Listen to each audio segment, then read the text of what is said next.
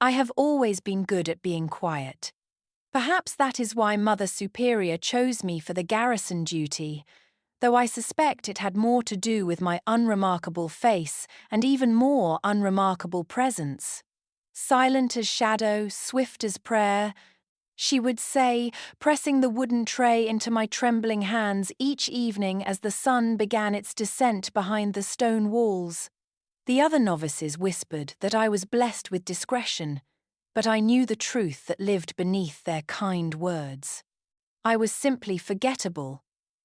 It was not cruelty that made me invisible, but rather a peculiar alignment of features and temperament that seemed designed by God Himself to let me slip through the world unnoticed. My hair was neither golden like Marta's nor raven dark like Elena's, but rather the colour of field mice, a dusty brown that caught no light and drew no eyes. My face was pleasant enough, I supposed, but pleasant in the way that water is pleasant necessary, useful, utterly unremarkable. My voice, when I used it at all, was soft as whispered prayers. My footsteps made no sound against stone floors. Even my shadow seemed lighter somehow, as if the very sun conspired to help me disappear. Every evening, as the garrison settled into its rhythm of controlled chaos, I would carry ale and bread to the soldiers. It was a dance I had perfected over 2 years of service slip between the long wooden tables, refill the pewter cups, gather the empty trenchers, and vanish again before anyone thought to notice who had served them. The great hall where the men took their meals was a cavern of echoes and smoke. Massive stone pillars reached toward a vaulted ceiling that disappeared into shadow, and tapestries depicting long-ago battles hung like ghosts between the narrow windows. Torches flickered in iron sconces, casting dancing light across faces weathered by war and wind. This was a world of noise and movement and masculine energy that had no place for girls like me. Armor clanked with each gesture. Boots stomped against stone floors worn smooth by generations of warriors. Voices boomed with laughter that shook the rafters, or curses that would make Mother Superior clutch her rosary and mutter prayers for their souls. But beneath all that clamour, beneath the obvious symphony of military life, I sometimes felt something else. A peculiar, watchful silence that seemed to follow me wherever I went, settling on my shoulders like an invisible cloak. I told myself it was nothing more than the weight of ancient stones that had witnessed too many battles, too many farewells, too many young men who marched out proud and never returned. These walls had absorbed centuries of human drama, and perhaps some echo of that history pressed against my skin when I moved through the shadowed spaces between torch and table. But sometimes more often as the weeks passed, I felt something else entirely. Eyes upon me like candlelight warming my skin. A tension that made the fine hairs on my arms stand on end and my breath catch in ways I did not understand. When I turned to look, there was only shadow and smoke, the usual collection of weathered faces bent over their meals or their dice, or their endless embroidered tales of battles fought and victories won. Nothing unusual. Nothing to explain the sensation of being watched, studied, perhaps even hunted. The other serving girls commanded attention without trying. Marta, with her golden hair that caught firelight like spun sunbeams, had soldiers competing for her smiles. She would laugh at their jests, swat playfully at wandering hands, and leave them wanting more with the practiced ease of a girl who had always known her own power. Elena was bolder still, with her raven hair and eyes like emeralds. She would perch on the edge of tables, letting her skirts ride just high enough to show a flash of ankle, and regale the men with tales from the kitchens or clever observations about their attempts at courtship. They called her name across the hall, competed for her attention, made elaborate toasts to her beauty. But me? I was the girl who appeared with full cups and disappeared with empty ones. I was hands that refilled without being asked, a presence so unassuming that men would continue their conversations as if I were not there at all. Sometimes they would discuss intimate details of their lives, their fears, their longing for sweethearts left behind, all while I stood within arm's reach, invisible as air. It was safe, this invisibility. Safe and familiar, and exactly what a girl like me deserved. I had a warm bed in the convent dormitory, 3 meals a day, and the security of knowing my place in the world. I would serve my time in the garrison, take my final vows, and spend my days in prayer and quiet service to God. It was a good life, a respectable life. A life that would harm no one and ask nothing more than to be left alone. Until the night Brother Thomas brought news that changed everything. I was in the small chapel attached to the garrison, kneeling before the wooden crucifix and reciting my evening prayers when his footsteps echoed against stone. Brother Thomas was a kind man with gentle eyes and hands permanently stained with ink from his work in the scriptorium. He had served as chaplain to the garrison for longer than anyone could remember, and the soldiers respected him in ways that had nothing to do with fear and everything to do with genuine affection. But tonight, his weathered face was grave in the flickering candlelight, lined with a concern that made my stomach clench with unnamed dread. "Sister Margot," he said, and his voice carried a weight I had never heard before. "Please, come. There is news you must hear." I rose from my knees, smoothing my plain brown robes, and followed him to the small antechamber where the other serving girls waited. Marta sat on the wooden bench beside the wall, her golden hair dulled in the shadows, her usual bright chatter replaced by nervous silence. Elena paced before the narrow window, her emerald eyes bright with excitement, and something else, something that looked like hunger. "Girls," Brother Thomas began, then stopped, cleared his throat, and tried again. "The Black Knight rides with us now. He has taken residence in the Eastern Tower and will remain for an indefinite period." The words fell into the small room like stones into still water, sending ripples of shock and excitement through the gathered novices. Everyone knew of the Black Knight, the legend who moved through battlefields like death itself, never speaking, never failing, claiming victory after victory for our Lord, with a ruthlessness that had become the stuff of bardic tales. They said he had never been defeated in single combat. They said he could kill a man with his bare hands as easily as with a sword. They said he was beautiful as an angel and terrible as a demon, and that women across 3 kingdoms whispered his name in their dreams. But legends were meant to be distant things, weren't they? Stories told by firelight, safely removed from the world of daily bread and evening prayers. They were not supposed to be flesh and blood dwelling in towers above our heads, breathing the same air, walking the same stone corridors. "He requires service," Brother Thomas continued, his voice careful and measured in the way of a man choosing his words like a commander choosing his battles. "1 meal at sunset, delivered to his chambers. Nothing more elaborate: bread, cheese, ale, perhaps some fruit when it is available. Simple fare, simply served." Elena stepped forward immediately, her chin raised and her emerald eyes bright with ambition. "I would be honored to serve such a distinguished guest, Brother Thomas. My experience with the officers has prepared me well for—" "The task falls to you, Sister Margot." My name hung in the air like incense, unexpected and heavy. The other girls turned to stare at me with expressions ranging from confusion to outright disbelief. Even I stared at Brother Thomas, certain I had misheard. "Brother Thomas," Elena said, her voice tight with barely controlled indignation, "surely you cannot mean she has no experience with men of rank. I have served at the captain's table. I understand the proper customs. The Black Knight specifically requested the quietest among you," Brother Thomas said firmly, though his eyes were kind. "And Margot, She understands the value of silence in ways that cannot be taught. But why me? I whispered, my voice barely audible even to myself. I am nobody special. I am nothing. You are exactly what he requested, Brother Thomas interrupted gently. A girl who can serve without chatter, without expectation, without. He searched for the right word. Without intrusion. Marta's golden eyebrows drew together in confusion. Intrusion?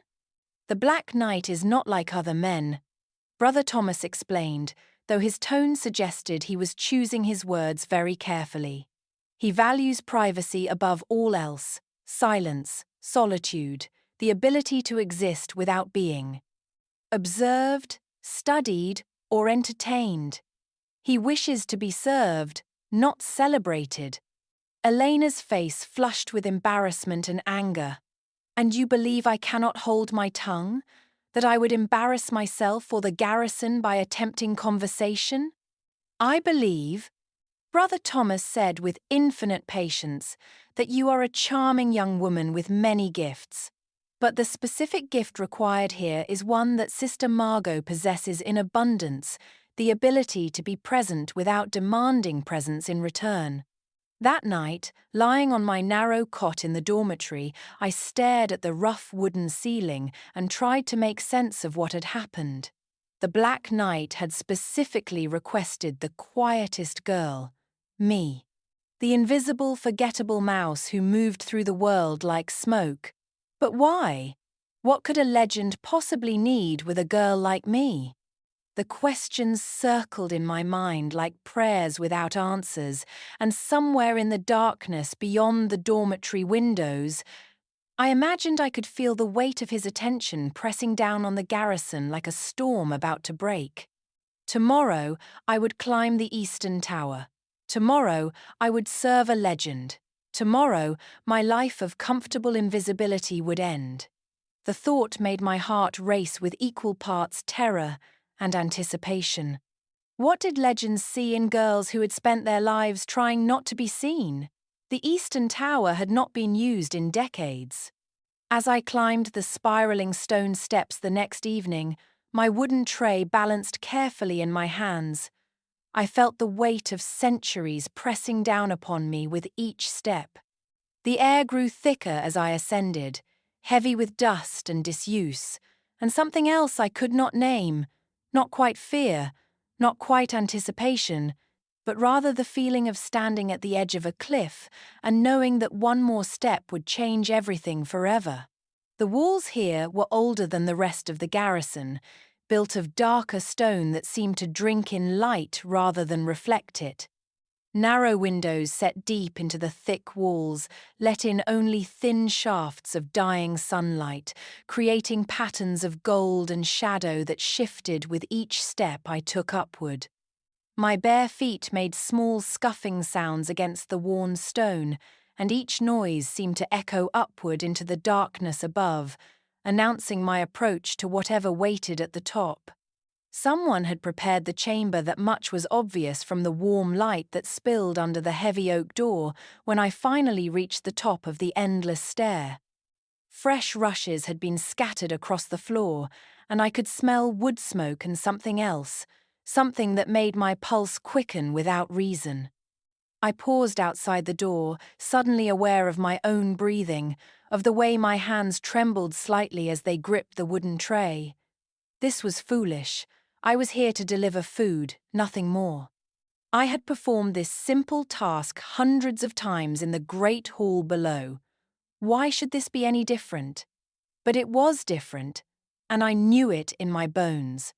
Everything about this felt different. I knocked once, softly, my knuckles barely making contact with the ancient wood. Silence. I waited, counting my heartbeats, listening for any sound from within. Nothing. Perhaps he had not heard me. Perhaps he was sleeping or occupied with some other task. Perhaps I should simply leave the tray and go, as I had done so many times in the great hall when the men were too deep in their cups or their conversations to notice. But something instinct, perhaps, or simple curiosity made me push the door open instead. The chamber beyond stole the breath from my lungs and the strength from my knees. It was vast, far larger than any room I had ever entered. The ceiling soared overhead, disappearing into shadow despite the warm light that filled the space. Tapestries hung from the walls, but these were not the familiar battle scenes of the Great Hall. These depicted landscapes I did not recognize: mountains that pierced the sky like spears, forests that seemed to breathe with life, oceans that stretched to the very edge of the world. A fire burned in a massive stone hearth, but it was not like any fire I had ever seen. The flames danced blue and gold and white, casting shifting patterns of light across the chamber that seemed almost alive.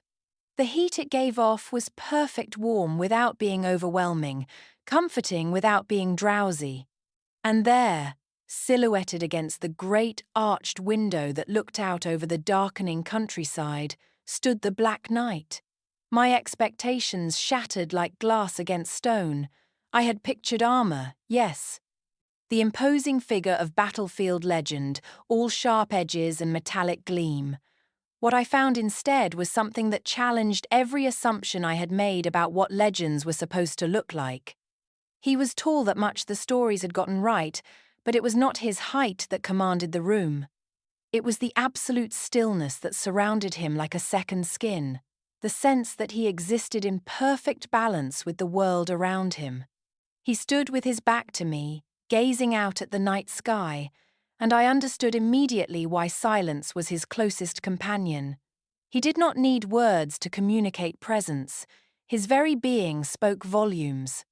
Dark hair fell to his shoulders in waves that caught the firelight when he moved, and he did move, just slightly, a subtle shift that told me he was aware of my presence even though he did not turn around. Though he wore no armor, I could see the evidence of countless battles in the way he held himself alert, ready, coiled with the kind of potential energy that could explode into deadly action at a moment's notice. His shoulders were broad beneath the dark leather vest he wore, and when he breathed, it was so controlled, so quiet, that I wondered if legends needed air the same way ordinary mortals did. There was something almost otherworldly about his stillness, something that made me think of ancient forests and deep waters, and things far older than the petty concerns of daily life. I set the wooden tray on a small table near the door, the gentle clink of pewter against oak unnaturally loud in the hushed chamber. The sound seemed to hang in the air for longer than it should have, as if the very walls were listening, holding their breath to see what would happen next. He did not turn, did not acknowledge my existence in any visible way. I might have been another shadow, another whisper of wind through ancient stones. This was the moment I should have left, should have curtsied to his back and retreated into the safety of insignificance. Should have pulled the door closed behind me and carried the memory of this strange, charged encounter back down the tower stairs. Instead, I found myself frozen, watching him watch the world beyond his window. There was something profoundly lonely about his silhouette, something that made my chest ache in ways I did not understand. He stood so perfectly still, so completely isolated, that he seemed less like a man and more like a monument to solitude itself. Even surrounded by the grandeur of this chamber, even wrapped in the legend of his own making, he seemed utterly, completely alone. The realization hit me like a physical blow. This was the Black Knight, the legend who could command armies, who could kill with a look, who had everything the world could offer. So why did he seem like the most isolated soul I had ever encountered? I wanted to say something, to offer some small comfort or acknowledgement. But what words could a girl like me possibly offer to a legend like him? What comfort could invisibility provide to someone who seemed to exist in a realm beyond ordinary human connection? So I said nothing, did nothing, simply stood in the doorway and shared his silence, offering the only gift I had: my quiet presence, undemanding and unobtrusive. The moment stretched longer, deeper, until I felt as if I were drowning in it. Then, so subtly I almost missed it, his shoulders relaxed, just slightly, just enough to suggest that perhaps my silence was not unwelcome. The change was so small, so brief, that I might have imagined it. But something in the quality of the quiet shifted, became less like isolation and more like companionship, as if my presence had somehow eased the terrible solitude that clung to him like armor. Finally, I found the strength to leave. I backed toward the door, my bare feet making no sound against the rush-strewn floor, and pulled it closed behind me with the softest of clicks. But as I descended the tower stairs, my heart hammering against my ribs and my mind reeling with impressions I could barely process, I carried with me more than just the memory of his perfect stillness. I carried the weight of his loneliness, the burden of a legend who seemed to exist completely apart from the world that celebrated him. And strangest of all, I carried the memory of that tiny moment when his shoulders had relaxed, when my silent presence had somehow mattered. I had served the Black Knight. I had stood in the presence of greatness. So why did I feel like I had just encountered the most isolated human being I had ever met? And why, as I lay in my narrow cot that night, did I find myself thinking not about his power or his mystery, but about the way his shoulders had eased when I chose silence over words? What did it mean that a legend found comfort in the company of a girl who specialized in not being noticed? Word traveled through the garrison like ripples across still water, gathering force and distortion with each telling. By dawn, every soldier knew that the quiet novice had been chosen to serve the Black Knight. By mid-morning, every serving girl had heard some version of the story, each iteration more elaborate than the last. By noon, the tale had grown arms and legs and teeth, transforming from simple fact into something that bore only passing resemblance to what had actually occurred. "I heard he looked at her," whispered Mary, the scullery maid, as she scrubbed pots in the kitchen. "Actually turned around and looked." "Nonsense," Elena replied sharply, though her emerald eyes glittered with something that looked suspiciously like wounded pride. "The Black Knight never acknowledges anyone. That's his legend's silence more terrifying than any battle cry." "Then why her?" Marta demanded, pausing in her task of kneading bread to fix me with a stare that felt like being examined under a magnifying glass. What's so special about the little mouse that he would request her specifically? I kept my head down, focusing on the vegetables I was chopping for the evening stew. The knife in my hand seemed heavier than usual, requiring more concentration to guide it through onions and carrots that blurred together through the tears gathering in my eyes. Not tears of sadness, exactly, but tears of overwhelming confusion. What was special about me? The question had haunted me through a sleepless night, circling in my mind like a prayer without answers. I was the most unremarkable girl in the garrison, plain-faced, quiet-voiced, utterly forgettable. What could the most legendary warrior in 3 kingdoms possibly want with someone like me? "Maybe that's exactly it," suggested Sarah, one of the older serving women who had worked in the garrison since before I was born. Her voice carried the authority of experience, and the younger girls fell silent to hear her words. Maybe he chose her precisely because she's unnoticed. Maybe legends get tired of being stared at, talked about, treated like something in a menagerie. Elena's laugh was sharp and bitter. Or maybe Brother Thomas simply made a mistake. Maybe the request was misunderstood, and when the Black Knight realizes what he's gotten, she let the implication hang in the air like smoke. "You think I'll embarrass the garrison?" I asked quietly, still not looking up from my vegetables. "I think," Elena said with the kind of cruel precision that only comes from wounded vanity, "that men like the Black Knight are accustomed to a certain quality of service. And when he realizes that the quiet little mouse cannot provide the kind of attention he expects, he will request someone more suitable. The words stung, partly because they echoed my own fears, and partly because there was truth in them that I could not deny. What did I know about serving men of rank? My entire experience consisted of filling ale cups and clearing trenches from the common soldiers' tables. I had never been trained in the subtle arts of noble service, had never learned the delicate balance of deference and competence that men of power expected. What if Elena was right?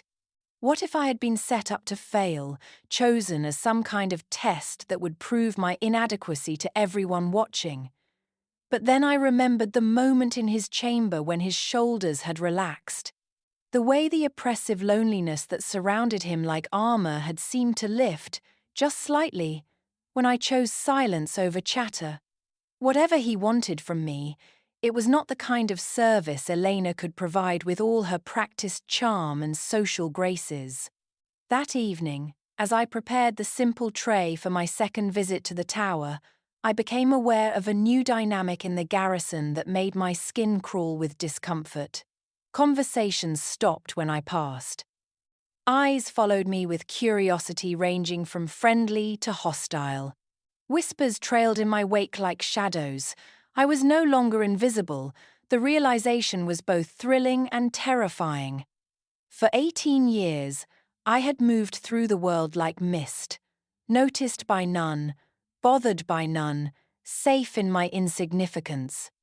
Invisibility had been my protection, my shield against a world that had no patience for girls who brought nothing special to offer.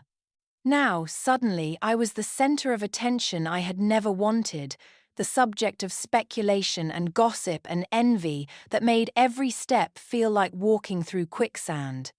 "There she goes," I heard one of the younger soldiers mutter to his companion as I crossed the courtyard, "the knight's little pet." "Wonder what's so special about that one," his friend replied, and there was something in his tone that made me walk faster, my bare feet quick and silent against the worn stones. But it was the serving girls whose attention felt most dangerous. Elena's hostility was obvious and therefore manageable, but the others were more subtle in their resentment. Marta's usual bright chatter turned strained and artificial whenever I was present.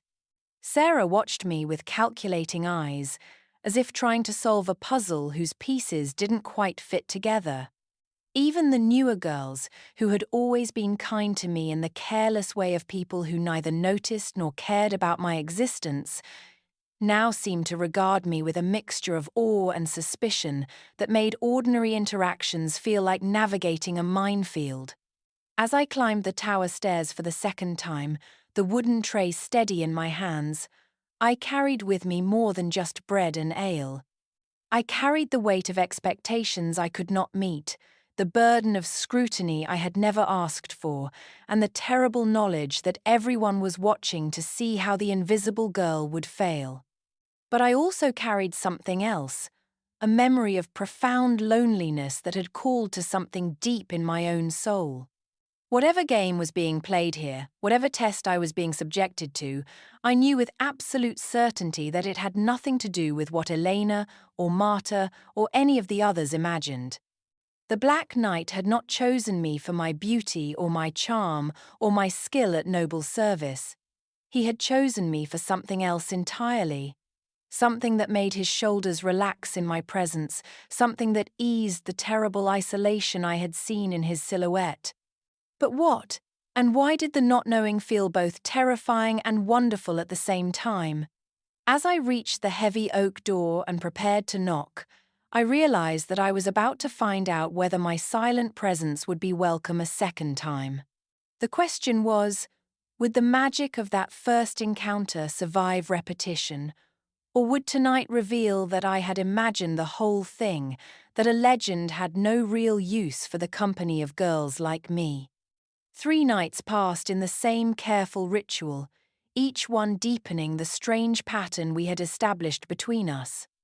I would climb the tower stairs as the sun died behind the western mountains, my bare feet silent on worn stone, my wooden tray balanced with the kind of unconscious grace that came from years of practice.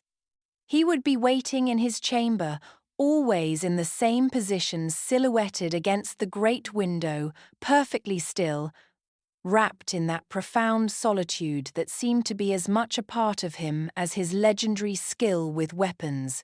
I would enter, set down the tray, stand for a moment in the strange, charged silence that filled the space between us, then leave, carrying with me the memory of his perfect stillness and the growing certainty that something significant was building between us, something I lacked the words or experience to understand.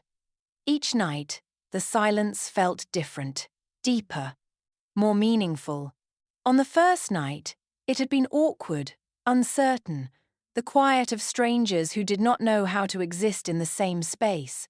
By the second night, it had become comfortable, almost companionable.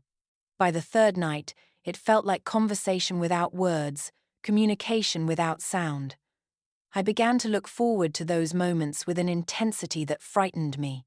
All day, as I went about my ordinary duties in the garrison, part of my mind would be focused on the coming evening, on the climb up the tower stairs, on the few precious minutes I would spend in his presence. It was dangerous, this anticipation. Dangerous and foolish and completely inappropriate for a girl of my station. But I could not seem to stop myself from counting the hours until sunset, could not prevent my heart from racing as I prepared his simple meal each evening. On the fourth night, everything changed. I entered his chamber expecting to find the familiar tableau, the dark silhouette against the window, the careful stillness, the unspoken acknowledgement that passed between us. Instead, I found him seated at the small table where I usually left his tray, his dark eyes fixed upon me with an intensity that made my knees weak. This was not the distant, untouchable figure I had grown accustomed to serving. This was something far more immediate, a presence so focused, so completely attentive, that I felt like a deer caught in torchlight. The transformation was so complete, so unexpected, that I actually stumbled slightly as I crossed the threshold. Where was the remote legend gazing out at distant horizons? In his place sat a man, flesh and blood, and focused attention that seemed to strip away every defense I had ever built around myself. His hair caught the firelight as he regarded me, and for the first time I could see his face clearly. It was not the face of a young man, despite his legendary prowess in battle. Lines of experience marked the corners of his eyes, and there was a weariness in his features that spoke of too many battles, too many losses, too many years spent carrying burdens that would crush lesser men. But it was his eyes that undid me completely. Dark as midnight, intelligent as a scholar's, and focused on me with the kind of complete attention that made me feel as if I were the only person in the world. I set the tray down with trembling hands, hyper-aware of every small sound I made. The clink of pewter against wood seemed unnaturally loud in the hushed chamber. The whisper of my plain brown robes as I moved felt like thunder. Even my breathing sounded harsh and uneven in the firelit quiet. He said nothing, but his gaze never left my face. I could feel him studying me, cataloguing every detail, reading secrets I had not known I was keeping. It was both thrilling and terrifying to be seen so completely, to have someone's full attention focused on me with such intensity. I turned to leave, as I always did, my hand reaching for the door handle in the familiar gesture of retreat.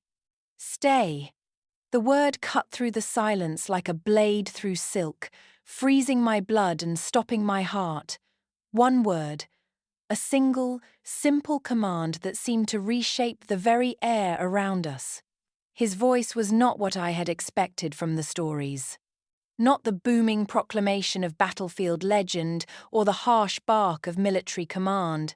Instead, it was quiet, measured, carrying the kind of authority that made kingdoms fall and armies kneel without ever needing to be raised in anger.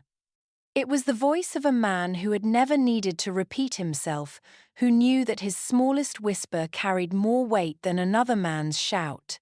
I stood there, hand frozen on the door handle, afraid to turn around, afraid to breathe. Afraid to exist too loudly in the presence of something so much larger than myself. The silence stretched between us, heavy with possibility and fraught with danger. I could feel his gaze on my back like physical weight, could sense the coiled power in him even from across the room. Turn around. Another command.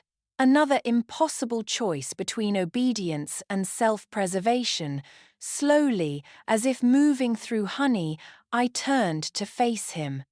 The sight of him seated at the small table, his dark eyes fixed on me with that devastating intensity, made something flutter deep in my chest, part fear, part excitement, part something I had no name for. For a moment that felt like eternity, we simply looked at each other across the span of firelit stone. I saw intelligence in his gaze, and calculation, and something else that made my breath catch. Recognition, perhaps, or approval. Something that suggested he was pleased by what he saw when he looked at me. "What is your name?"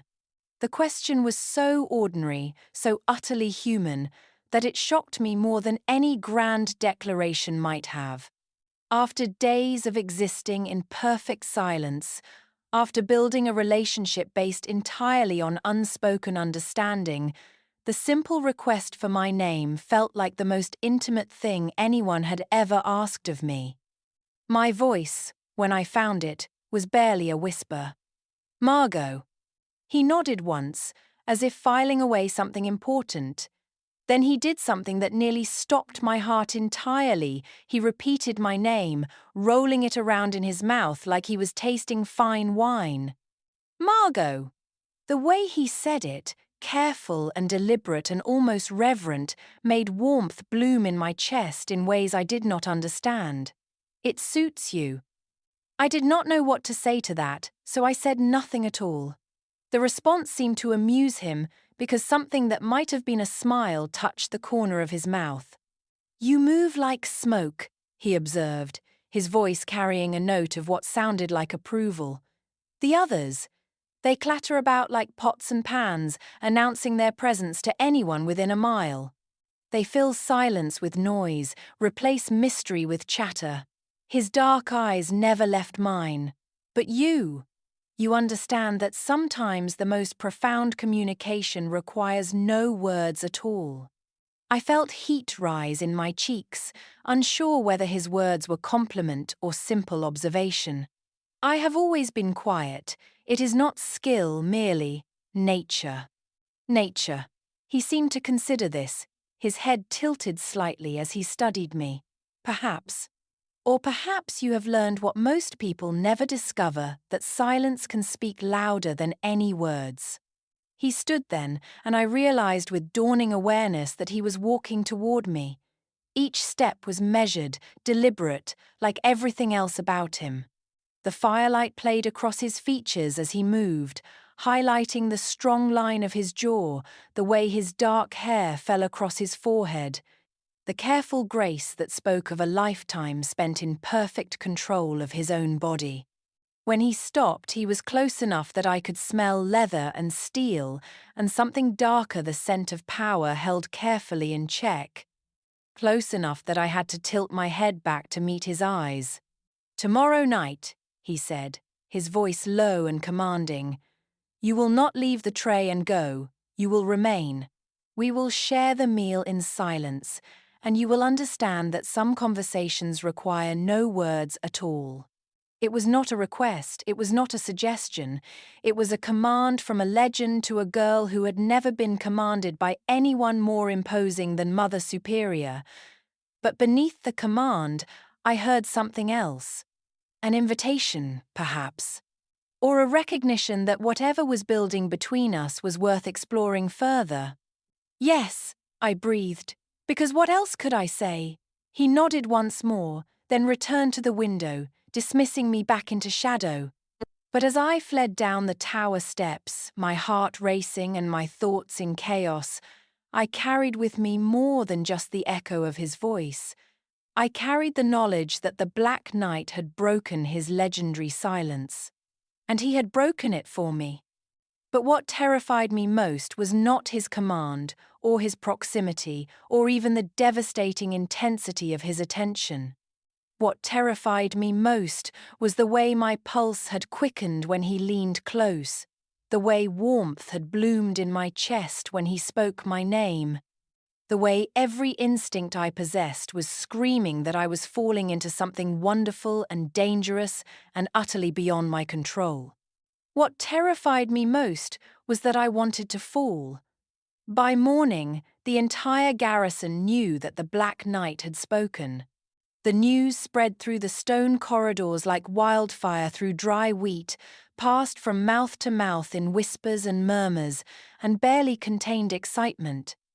The legendary warrior who moved through battlefields in perfect, terrible silence had broken his mystique, and he had broken it for the quiet novice who brought his evening meals. I tried to tell myself that it meant nothing, that it was simply practical communication between master and servant, the kind of basic instruction that any man might give to ensure his needs were properly met.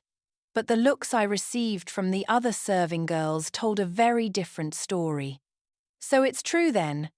Elena said as I entered the kitchen that morning, her emerald eyes bright with something that looked dangerously close to hatred. "The little mouse has been spoken to after all." I kept my head down, focusing on the simple task of breaking eggs into a bowl for the morning bread. The shells cracked under my fingers with soft snapping sounds that seemed unnaturally loud in the sudden quiet that had fallen over the kitchen. "What did he say to you?" Marta demanded, abandoning her own work to move closer. Her golden hair caught the firelight as she leaned forward, and I could smell the rose water she used to wash her face each morning. Everyone saying he actually spoke, complete sentences. "He gave simple instructions," I replied quietly, not meeting her eyes. "Nothing more." But that was not entirely true, was it? He had done so much more than give instructions. He had seen me really, truly seen me in ways that I was only beginning to understand. He had spoken my name like something precious, had looked at me with an intensity that made my skin burn and my heart race. Most dangerously of all, he had invited me to stay. "Instructions," Elena repeated, her voice sharp with disbelief. "Is that what we're calling it now?" She moved to block my path, forcing me to look at her.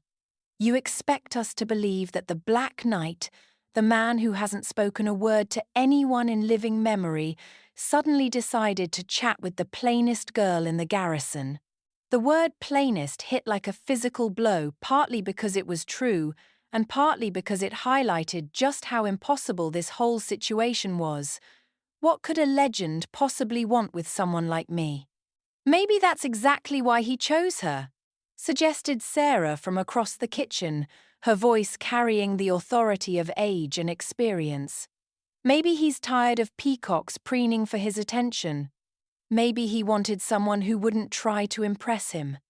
Elena whirled around, her face flushing with anger. "Are you suggesting that I would behave improperly? That I lack the discretion to serve a man of rank?" "I'm suggesting," Sarah replied calmly, continuing to knead her bread dough with steady, practiced motions, "that sometimes the most valuable quality a servant can possess is the ability to be invisible. And our little Margot here has always excelled at that." The words were meant kindly, I think, but they stung nonetheless. Even my defenders saw me as nothing more than a useful shadow, valuable only for my ability to disappear. "Invisible," Elena laughed, but there was no humor in the sound. "Yes, I suppose that's one word for it, though I might have chosen forgettable instead. Or insignificant. That's enough." said a new voice from the doorway, and we all turned to see Brother Thomas standing on the threshold. His weathered face was stern, his gentle eyes harder than I had ever seen them. There will be no more of this unseemly gossip about Sister Margot or the Black Knight. Elena's chin came up defiantly. We were merely discussing the unusual nature of the situation, Brother Thomas. Surely you can understand our curiosity. What I understand, Brother Thomas replied firmly, is that Sister Margot has been given a specific duty by a guest of high rank, and that duty is being performed to his complete satisfaction. What I also understand is that jealousy is a sin that ill becomes young women who have taken vows of service. Elena's face flushed even darker, but she held her tongue under Brother Thomas's stern gaze. That afternoon, as I went about my usual duties in the garrison, I became aware of something new, a subtle shift in the atmosphere around me. Soldiers who had never bothered to learn my name were now watching me with curious eyes. Conversations stopped when I passed.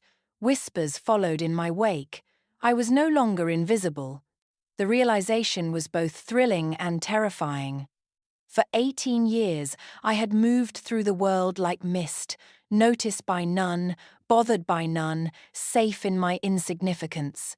Now, suddenly, I was the center of attention I had never wanted. "The knight's little pet," I heard one soldier mutter to another. "Wonder what's so special about that one?" But it was Brother Thomas who delivered the most unsettling news of all. "Sister Margot," he called to me as I prepared the evening tray. His weathered face was troubled, lined with concern I did not understand. "A word, if you please." We stepped into the small alcove beside the kitchens, away from listening ears and curious eyes.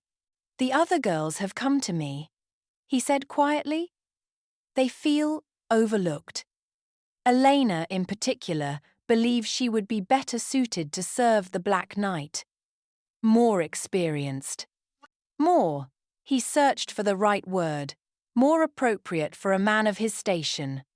My hands tightened on the wooden tray. I have given no cause for complaint. I serve quietly and efficiently as requested. "I know, child, I know." Brother Thomas sighed, suddenly looking every one of his 60 years. But Elena has convinced herself that she could draw him out further. That a girl with more social graces might succeed where simple service has reached its limits. The implication hung between us like incense heavy, cloying, impossible to ignore.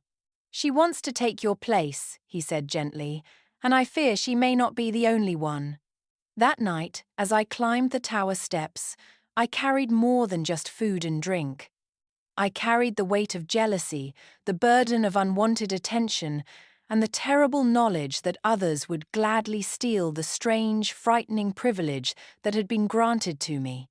I did not want their envy, did not want their hate, did not want any of it. But as I reached the heavy oak door and prepared to enter his chamber to share a meal with the Black Knight as he had commanded, I realized something that made my chest tight with an emotion I dared not name. I did not want to lose this either, whatever this was. The thought of Elena's bold smile in that firelit chamber, of her chatter filling the silence he had chosen to share with me, made me feel like something precious was being torn away. But why? What claim did I have on a legend's attention? What right did an invisible girl have to be jealous of those who might serve him better? As I knocked on the door and waited for his response, I wondered if I would find answers to these questions tonight. Or if I would only find more mysteries, more reasons to fear the intensity of whatever was building between us. I entered his chamber that night, expecting to find him at the window, as always. Instead, he sat at the table, 2 chairs positioned across from each other, waiting. The sight stopped me in my tracks. This was not the distant figure I had grown accustomed to serving. This was intention. This was invitation. This was something that made my pulse flutter like a trapped bird. "Sit," he said simply, and though his voice was quiet, it carried the kind of authority that moved mountains and ended wars. I set the tray on the table and took the chair across from him, acutely aware of how small I felt in his presence, how fragile, how utterly, completely out of place. He served himself with the same careful precision he brought to everything else, then gestured toward the food, an offering, a sharing, something I had never experienced in my 18 years of invisibility. We ate in silence, but it was not the empty quiet of my previous visits. This silence was full, heavy with unspoken words, alive with possibility, charged with an electricity that made every breath feel significant. I stole glances at him between bites, trying to memorize the way firelight played across his features. The strong line of his jaw, the way his dark hair fell across his forehead when he leaned forward. The careful grace of his movements, as if he were always ready for battle, even over a simple meal. When we finished, he sat back in his chair and studied me with those impossibly dark eyes. The silence stretched between us, growing heavier with each passing moment, until I felt as if I might drown in it. "They want to replace you," he said without preamble. My blood turned to ice. "My lord. The other girls, they believe they would serve me better, more enthusiastically." There was something that might have been amusement in his tone, but his expression remained unreadable. I stared down at my hands, folded in my lap like prayer. "If that is your wish, I serve at your pleasure. Look at me." The command was soft but absolute. I raised my eyes to meet his, and what I saw there made my breath catch. Not the distant legend, not the untouchable myth. Just a man, looking at me like he was seeing something the rest of the world had missed. "Do you know why I requested you specifically?" he asked. I shook my head, not trusting my voice. "Because the others see what they want to see. They see the Black Knight, the legend, the story they tell themselves about power and romance and conquest." His eyes never left mine. "But you see something different, don't you?" "I don't understand." "You see a man who stands at windows because rooms feel too small, who values silence because words have been used as weapons against him too many times, who chose the tower room not for its grandeur, but for its solitude." He leaned forward slightly, and I felt pinned by his gaze. "You see someone who is tired, Margot, and you do not try to fix it." The way he said my name was still a wonder, still something that made warmth bloom in my chest despite the gravity of his words. "The others would chatter," he continued. "They would fill the silence with empty noise, thinking that is what I need. They would try to draw me out, to make me perform the role of the gallant knight they believe I should be." His voice grew softer, more intimate. "But you understand that sometimes the greatest gift is simply being present without demanding presence in return." I felt tears prick at the corners of my eyes, though I could not say why. "My lord." He reached across the table then, his fingers brushing against mine where they rested on the worn wood. The contact sent electricity shooting up my arm, making me gasp softly.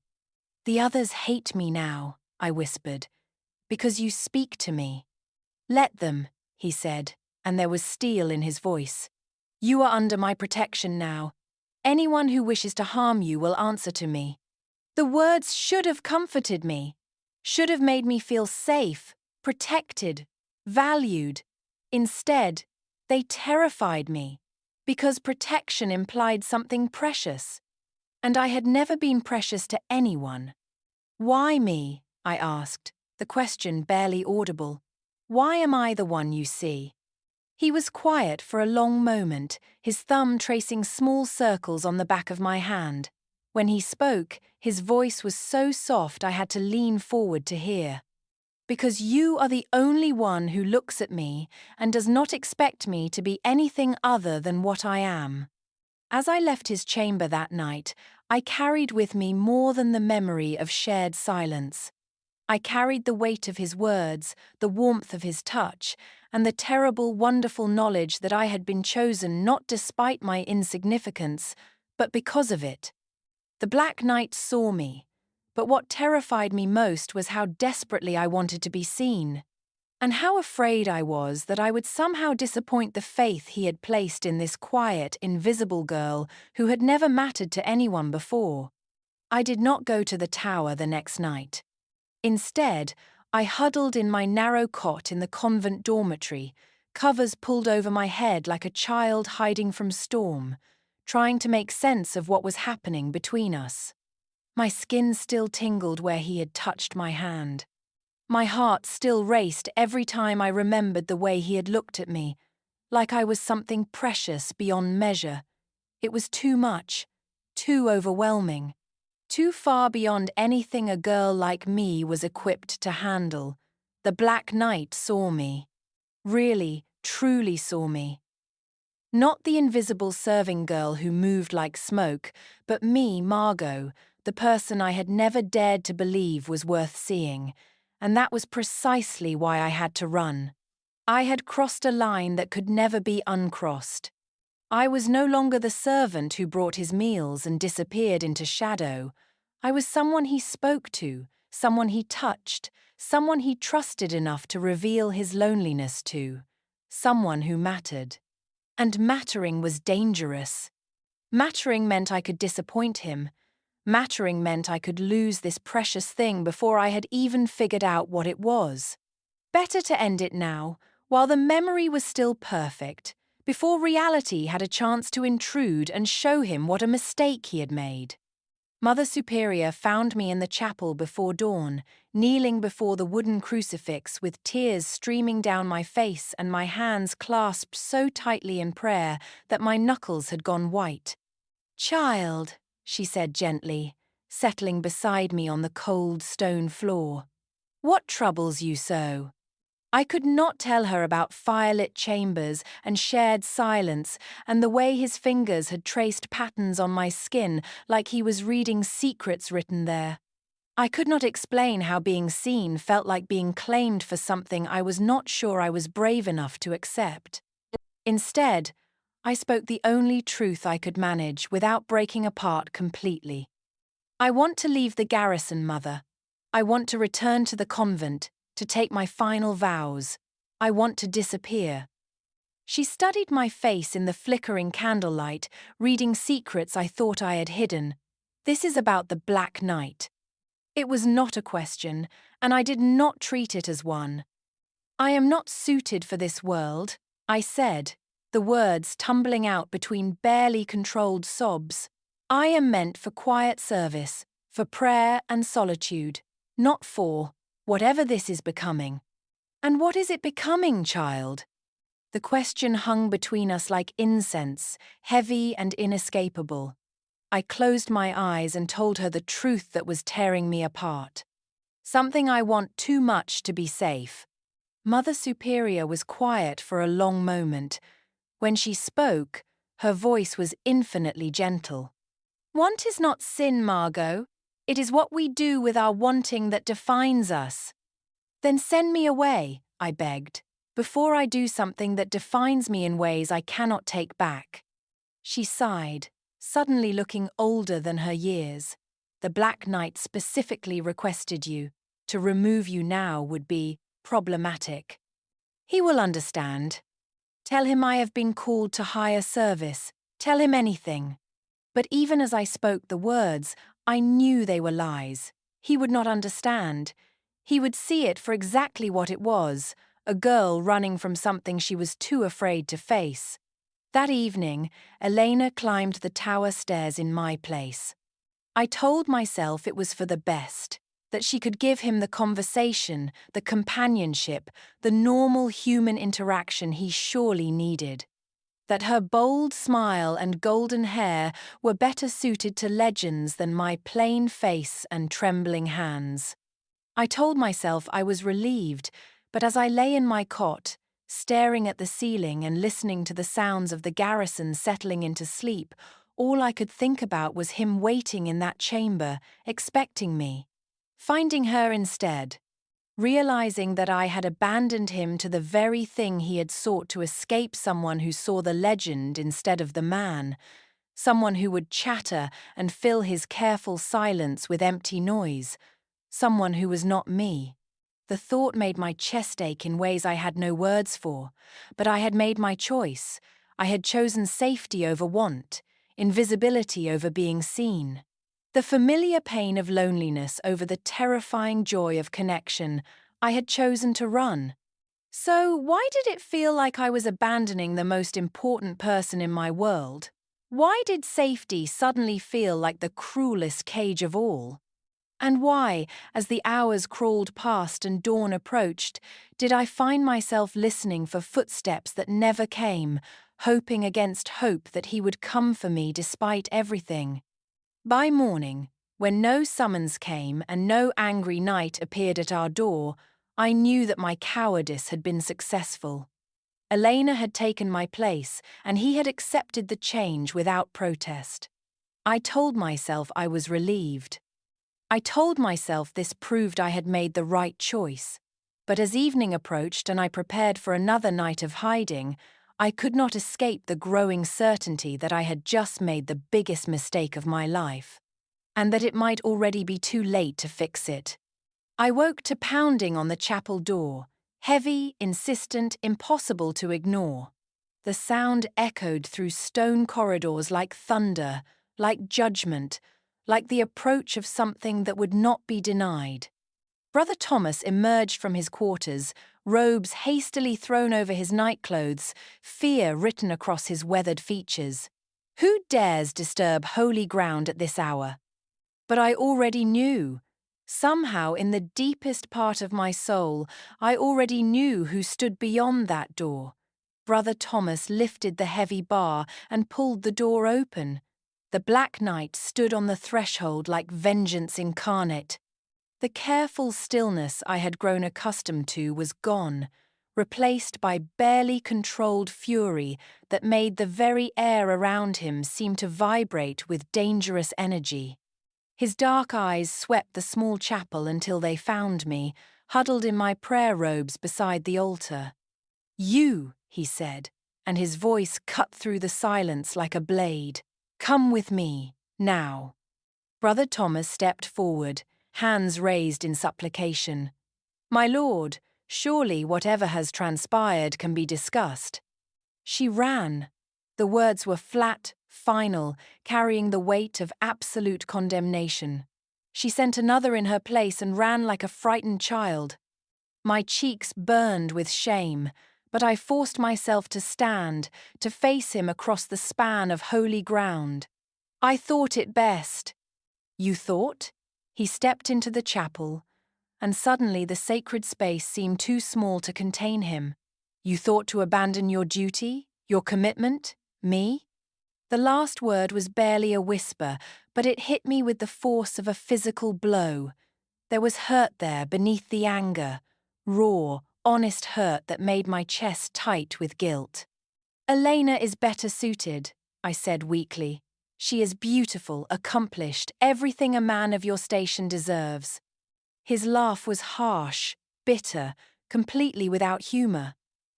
"Elena, who spent the entire evening prattling about court matters and her own accomplishments. Elena, who could not sit in comfortable silence for even a moment. Elena, who looked at me and saw only the legend she wanted to conquer." I flinched at each word, at the disgust in his voice. "Is that what you think I want?" he demanded, closing the distance between us until I could feel the heat radiating from his body. "Some simpering decoration who sees only what she wants to see?" "I don't know what you want," I whispered, tears streaming down my face. "I don't understand any of this. I don't understand why you chose me." He reached out then, his hands framing my face with a gentleness that destroyed the last of my defenses. "Because you see me, not the legend, not the myth, me." His thumbs brushed away my tears, and I melted into his touch like candle wax in flame. I tried to run, I confessed, the words tumbling out between sobs. I was so afraid of wanting something I couldn't have, someone so far above me. Above you? His voice was sharp with surprise. Margot, you are not below me. You are beside me. You are the missing piece I never knew I needed. He pulled me closer, until there was no space between us, until I could feel his heartbeat against my chest. I have conquered kingdoms, he whispered. I have won battles that will be remembered for centuries. But until you walked into my chamber, I had never had peace. I had never had someone who could sit with me in silence and make that silence feel like the most profound conversation I had ever had. The others will never accept this, I whispered, voicing the fear that had driven me to flee. The others do not matter, he said firmly. I choose whom I protect, whom I. He paused, searching my eyes. Whom I claim as mine. The word should have frightened me. Instead, it felt like coming home. Never run from me again, he said, and though his voice was gentle, I heard the command beneath it. Whatever fears you have, we will face them together. I won't, I promised, meaning it with every fibre of my being. I'm sorry, I was so scared. Fear is natural, he said, one hand stroking my hair with infinite tenderness. But running from what we have will not make it go away. He kissed me then, soft and sure. A claiming, a promise, a declaration that echoed through the chapel like prayer made manifest. When we broke apart, he rested his forehead against mine. Come back to the tower with me, he said. Not as a servant, not as duty, but as the woman who sees me truly, as mine. Yes, I breathed, and the word felt like stepping off a cliff into flight. Yes, I'm yours. As we left the chapel together, his hand warm and sure in mine, I realized that I was no longer the invisible girl who had tried to disappear. I was no longer running from what I wanted most. I was the woman chosen by the Black Knight. I was seen. I was claimed. For the first time in my life, I was exactly where I belonged. I was just a girl no one noticed, but he noticed, and now, I'm no longer invisible. Subscribe to The Devoted Heart for more dreamy romance stories told by the ones who were never supposed to be chosen.